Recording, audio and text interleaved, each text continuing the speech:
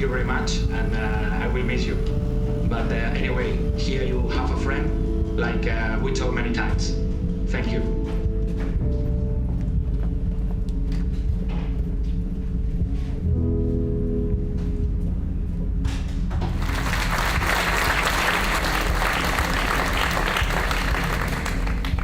Thanks to all my family, to all my team, and I want to say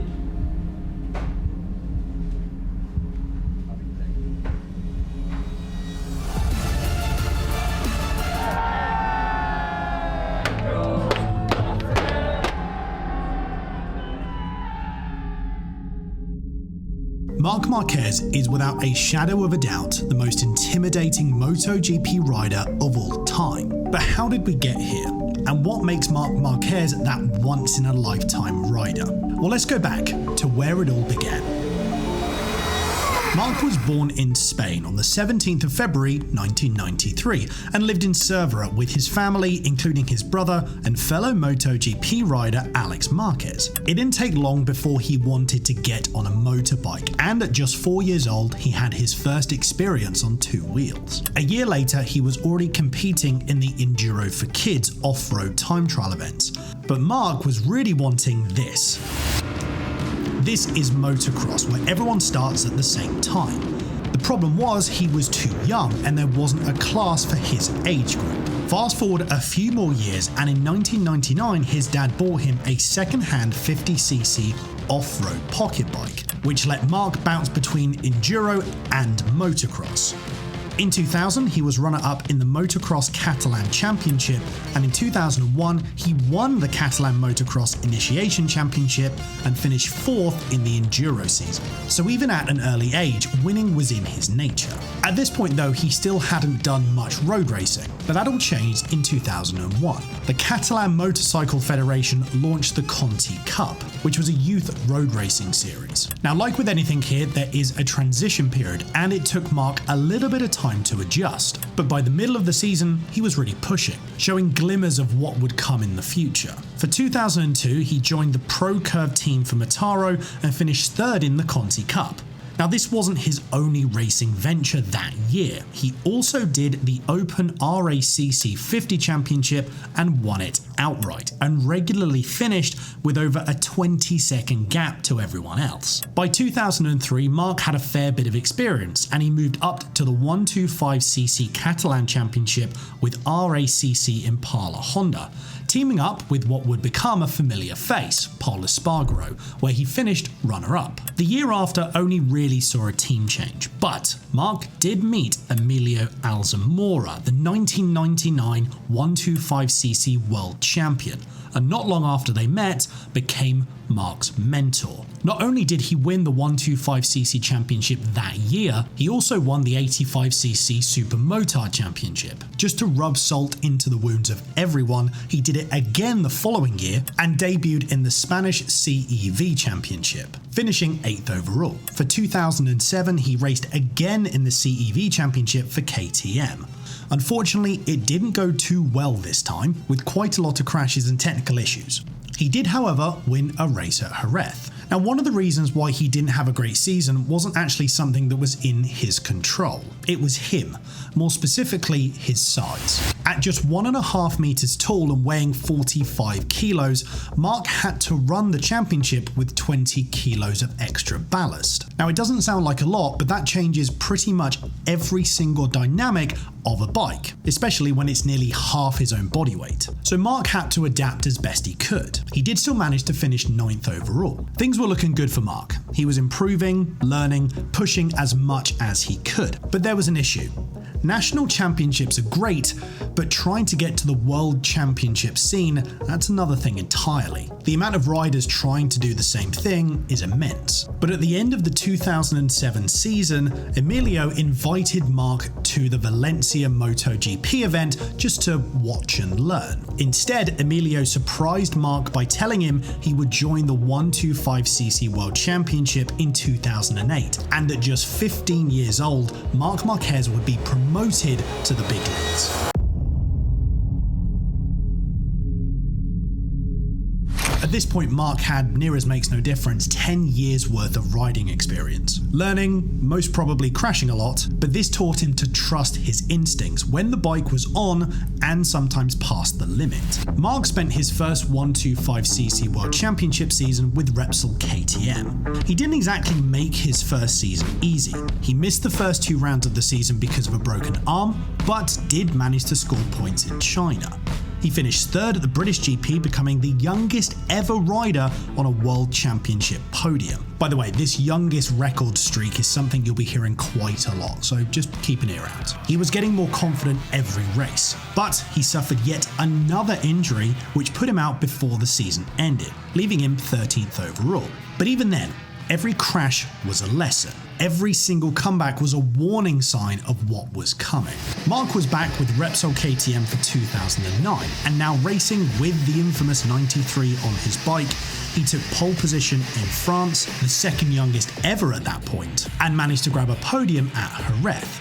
But the results themselves again swing wildly. He had huge performance potential, but rookie mistakes didn't show it consistently. But with more regular top 5 finishes, he was definitely learning at a pretty fast rate. For 2010, Marc moved to Ajo Motorsports on a Derby motorbike, which was the first year he was finally on a competitive machine. And boy, did he show it. He opened with a podium at Qatar, then managed 5 straight wins, matching the legend Valentino Rossi's teenage win streak. Again, he didn't make it easy for himself. He ended up with a shoulder injury and had quite a few nasty crashes, but bounced back with another 3 wins on the trot. Now this was impressive, don't get me wrong, but one of his most impressive rides of that season was at the penultimate round of the 2010 championship. At Estoril, Marc crashed on the sighting lap.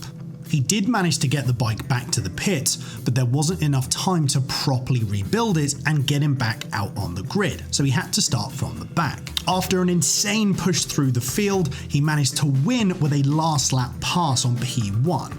With a 4th place in Valencia, Marc won his first World Championship with 10 wins, 12 pole positions at just 17 years old. Marc moved up to the Moto2 class in 2011. A few early crashes in his first year weren't ideal, but he did manage his first season with 7 wins and podiums in 11 races. Another one of his insane races was at Phillip Island, where he managed to finish on the podium despite starting 38th. His season was cut short by a nasty crash in Valencia, which caused some double vision, but he did manage to finish runner-up and Rookie of the Year. 2012 was redemption. He knew what he could do, and so did everyone else. Now was his time to prove it. He did start the season on the back foot, however. Because of his eye surgery, he didn't have much testing before the first round. Not that it really mattered all that much, considering he won the first round of the season, and this was pretty much the same story for the rest of it. 8 wins, 14 podiums, and another title at 19 years old. He also had yet more incredible races. After he stalled at the start of the Japanese Grand Prix, he worked his way through the field to finish P2. Not only that, he was put at the back of the grid at Valencia and still went on to win. This was becoming his domain. His resilience is pretty outstanding, and he just does not give in. Every single mistake is another data point for him. That bit's really important, by the way. I'm going to explain that in a few minutes, so just stay with me. By the end of the 2012 season, everyone knew that Marc was destined for MotoGP, and in 2013 he signed with Repsol Honda, replacing Casey Stoner, and becoming the youngest rider ever to join the factory team.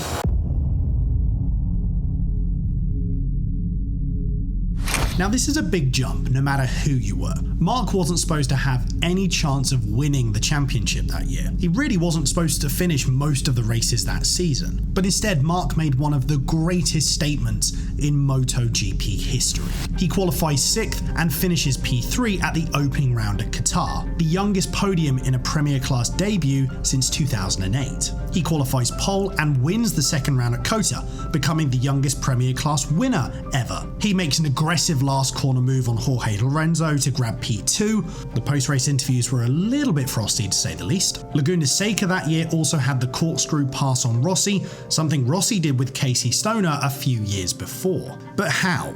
How does Marc perform like this at the highest level of motorbike racing? Well, a lot of it is down to how he goes beyond his comfort zone. Let's imagine you've gone out on track on a bike for the very first time.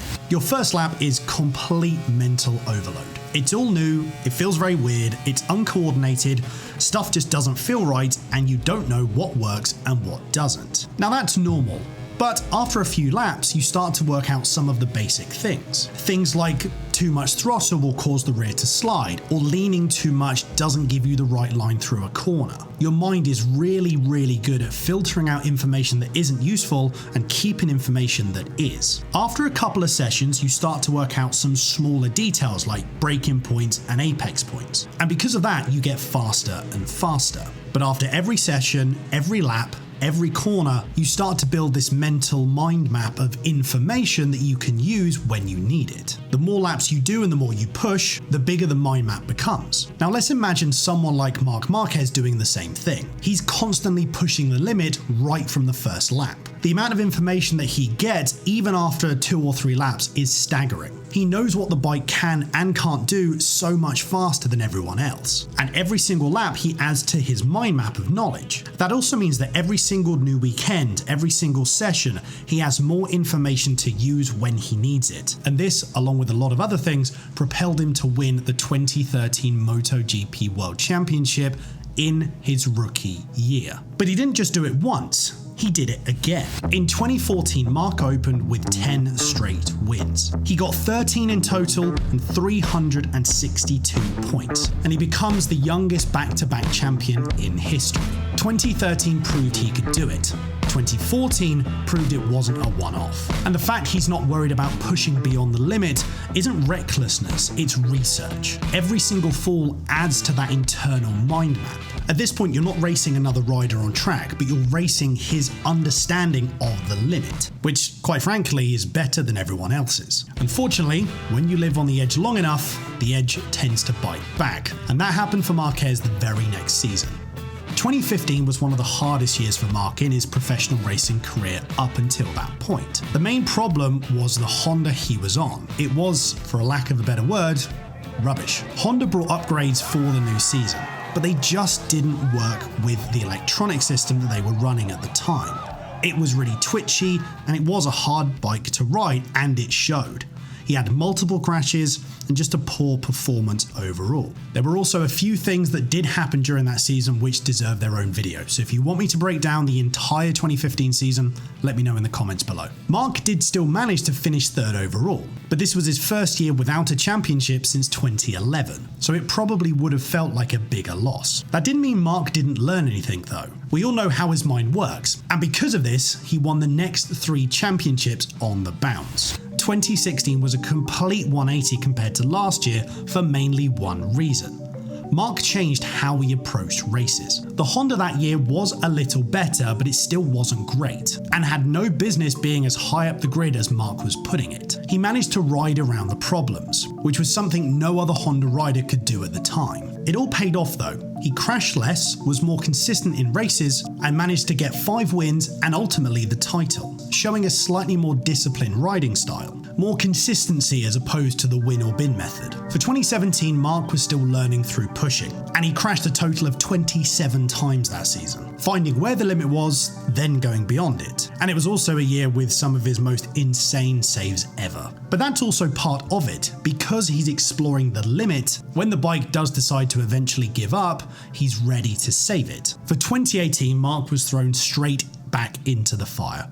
The Honda was unpredictable, the Michelin tyres were inconsistent from one circuit to the next, but Marc adapted on the fly. He won 9 races, stood on the podium 14 times, and sealed the title at Honda's home race at Motegi. If 2018 was complete chaos, 2019 was complete domination. Marc had it all figured out. The bike, the tyres, the balance between risk and reward. He managed 12 wins, 18 podiums, and 420 points. One of the greatest seasons of MotoGP. He could win races by 5 seconds or 5mm, and he did both with the same composure. He finished 1st or 2nd in every single race he saw the checkered flag. So by this point, it was pretty clear. You couldn't rattle Marquez. He was in complete control. Between 2013 and 2014, Marc was working out what risk felt like. For 2015 and beyond, he was able to use that to his advantage. By now, the rest of the grid were really demoralised in trying to outrace him.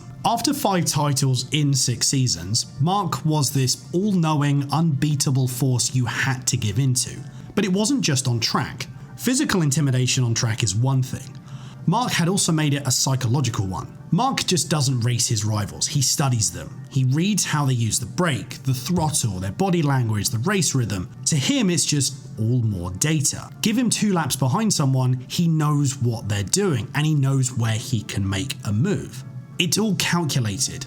Calm confidence that gets inside other people's heads. And it works. Riders start pushing harder, braking later, and making more mistakes. Not because he's attacking, it's because they're trying to do something that they simply can't do. Let me give you some quick examples. At 2013 in Qatar, he asks to follow Dani Pedrosa in testing. He learns his data, his rhythm, what he does, and then beats him in the race.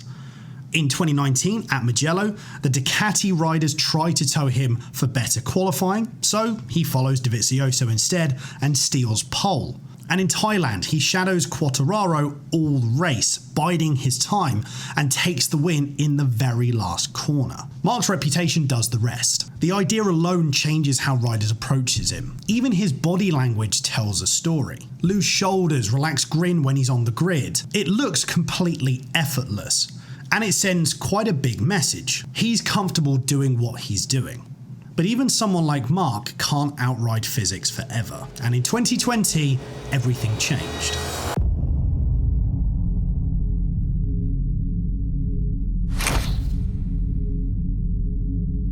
For years, Marc was always on a knife edge, dancing with the limit, and in all honesty, it did seem like he could do it forever. Obviously, we all know 2020 was a little bit different for a lot of reasons, and the first round was held at Jerez. Marc had a pretty good start, but on lap 3 he nearly dropped the bike at turn 3, where he got bumped down to the back of the field. What followed was one of the greatest rides that he's ever done. Marc was at some point over a second faster than anyone else on the grid. It was mesmerising to watch. He was carving through the field like they were standing still. And he kept pushing and making places, and he managed to make it back up to the podium. But with 4 laps to go, something happened. Marc had a huge high side at the same corner, he lost it on lap 3. But there was no saving it this time around. Now, high sides generally do hurt, but they're not necessarily career-ending. This one though was different. As Marc was thrown into the gravel, his bike smashed into his arm, which fractured his humerus. Now, Marc being Marc, did try to race again some 4 days after his operation, but he didn't get past the first practice session before deciding not to go any further. Unfortunately, the damage was already done. This was the start of a huge physical and mental challenge for him. He took the rest of the 2020 season off after multiple surgeries, and it was so bad that some of his old injuries came back because of the crash. Desperate to get back on the grid, he started to race again in 2021, and unbelievably managed to win 3 times that season, all with around 70% of his arm strength. There were glimmers of the old Marc, but he was still haunted by mobility issues with his arm. 2022 was all about survival, not racing. After years of injuries, the surgeries kept coming. He ended up with 4 operations on the same arm, and every race became an endurance test, not for points, but just to finish. By 2023, the bike that once made him a champion had turned against him. The Honda was unpredictable, violent under braking, completely out of sync with what he was trying to do. He crashed 29 times that year, more than anyone else on the grid. He even chose not to race at his beloved Sachsenring after crashing multiple times during the weekend. Marc tried everything. He adjusted his technique as much as he could, but the bike just would not do what he was asking it to. Then the rumours began. Whispers in the paddock about Marc actually leaving Honda, and in October 2023 he officially made an announcement. A simple statement that ended an era. Marc Marquez would leave Honda after 11 seasons, 6 world titles, 59 wins, and more than 100 podiums. Now, when you've built an empire like he did, going back to a family team feels like you're going back to your roots, back right to the beginning. In 2024, Marc joined Gresini Racing, a small family-run Ducati satellite team led by Nadia Padovani, the widow of Fausto Gresini. It's a complete reset, and it didn't actually take long before we saw what was to come. No, it wasn't on track. It was this here. That smile after his first session at the first test session for Gresini. This was the moment that gave Marc hope that he could once again be on the top step of MotoGP. And for us fans, that one smile basically set everything in stone, right there. He took a huge pay cut as well, rumoured to be around 90% of what he was earning before, just to get back on a competitive bike. For 2024, he was riding the last year's GP23, with his brother Alex as his teammate. The Des Medici was something different, and everything that the Honda wasn't. Now, a lot of people, myself included, thought he was going to absolutely demolish the field. But instead, Marc treated 2024 as a learning year and actually having fun back on a motorbike. Obviously, Marc wasn't exactly not going to push. He managed podiums at Portimao, Motegi and Sachsenring,